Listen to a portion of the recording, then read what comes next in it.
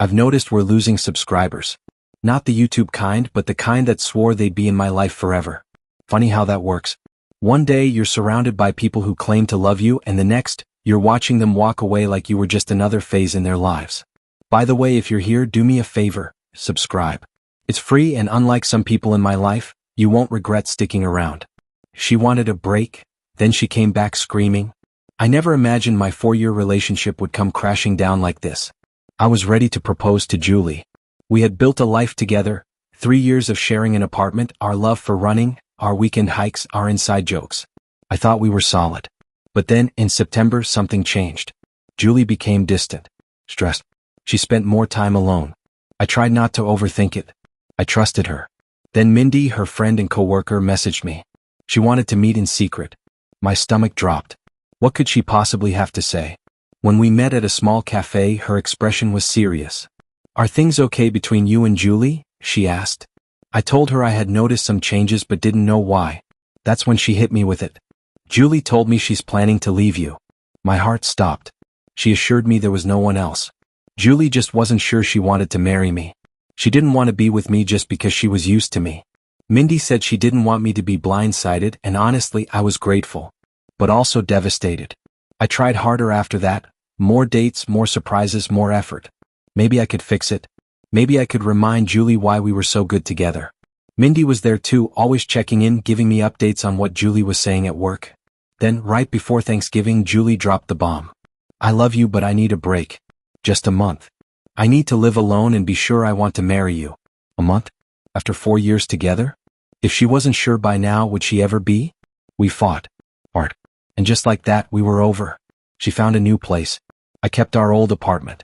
December arrived and I was alone. I couldn't sit in my sadness forever, so I threw a New Year's party. I needed my friends around me. I needed to feel normal again. And yeah, I invited Mindy.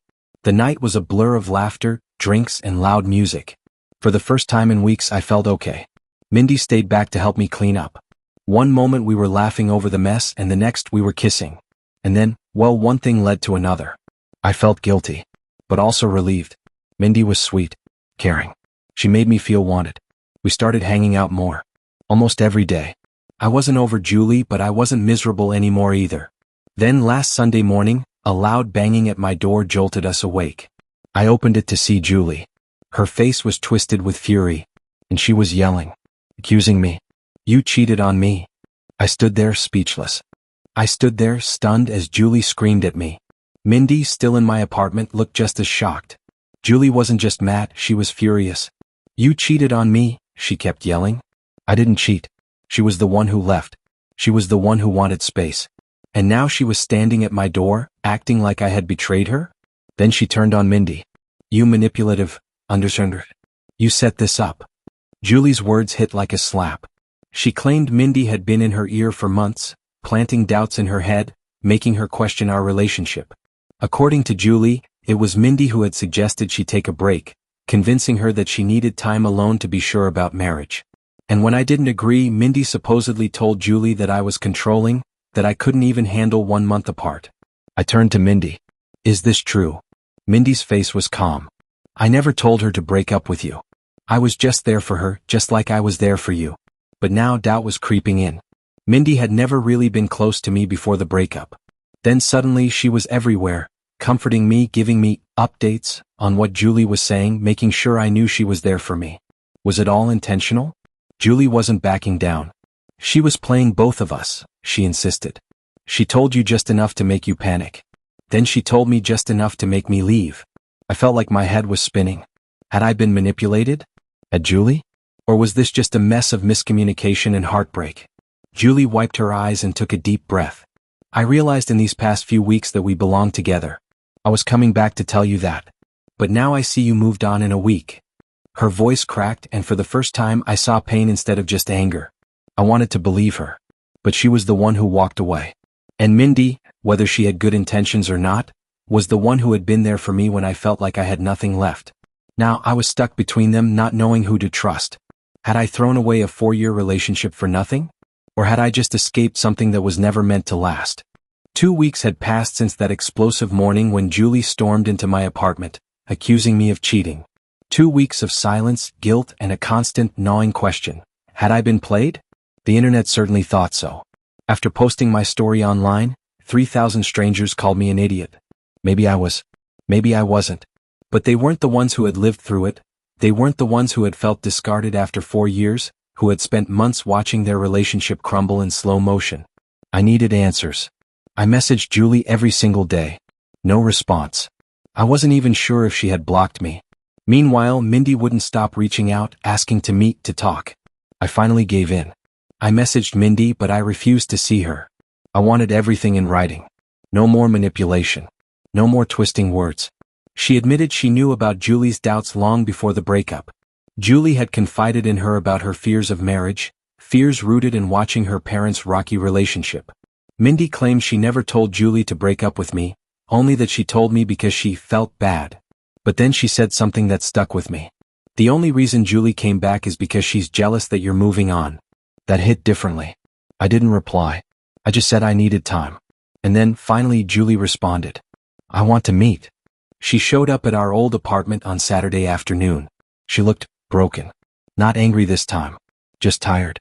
Defeated. I tried to apologize, but she stopped me. Let me finish, she whispered. She pulled out a small notebook, flipping through pages she had clearly written and rewritten. And then, voice trembling, she began to explain. She had loved me, she still did. But when marriage became real, she panicked. She thought her fears would pass, so she didn't tell me. Instead, they festered. And Mindy? She was the only one she talked to. Julie's fears weren't about me, they were about what marriage could become. About how she had watched her mother trapped in a toxic relationship, dependent, unhappy. And then she started seeing pieces of that in us. I sat there, listening as she unraveled the real reason she left me. And for the first time, I wasn't sure if I had lost her, or if I had ever really had her at all, where things went wrong. Julie admitted that she had felt suffocated by our dynamic, not because I was controlling, but because she had leaned on me too much without realizing it. She had always wanted to be independent, but in our relationship, she found herself relying on me for things she should have handled herself. I, on the other hand, had been too eager to take care of everything, thinking I was being supportive. But in doing so, I had unintentionally made her feel like she wasn't capable of handling life on her own. Therapy helped us navigate these realizations. We worked on setting boundaries. Julie took full control of her finances again, even though it was difficult for her at first. I made a conscious effort to let her handle things on her own without stepping in. The biggest hurdle was rebuilding trust. Even though I had been technically single when I was with Mindy, the betrayal she felt ran deep. She struggled to look at me the same way. There were nights when I could tell she wanted to reach for me but held back. And then one night she finally broke down. I can't stop seeing it, she whispered. You and her. I had no words. I could only hold her as she cried, feeling the weight of what I had done. Over time, things got better. Therapy helped. Love helped. We decided to move into a new place together, a fresh start. Julie eventually quit her job and cut off all contact with Mindy. A few months later, she was the one who brought up marriage again. I think I'm ready, she said. But I want to do it right this time.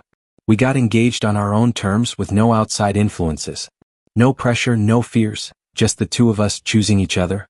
And this time it felt right. In my wife's bag, even though we use other forms of birth control? It sounds like everything worked out in the end, and you and Julie have built a stronger foundation for your marriage. The ups and downs were tough, but you both put in the effort to understand each other, work through past issues, and come out of it even more committed. Mindy's actions were awful, but it's great that Julie was able to transfer and put that situation behind her. The fact that you both stayed in therapy and had open conversations about expectations shows real growth. As for the codependency, that's something that will take time.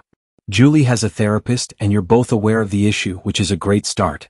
As long as she's actively working on building her independence and you're mindful of giving her space to grow, things should improve over time. And congratulations on the wedding.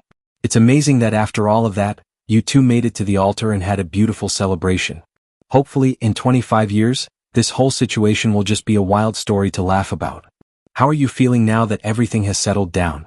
Lesson to learn from this story. Communication is the foundation of any strong relationship. Julie and Opie's journey shows how unspoken doubts, outside influences, and lack of honest conversations can nearly tear apart even the strongest bonds. However, their willingness to be vulnerable, seek professional help, and truly listen to each other is what saved their relationship. If there's one thing to take away from this, it's that open and honest communication can prevent unnecessary heartbreak.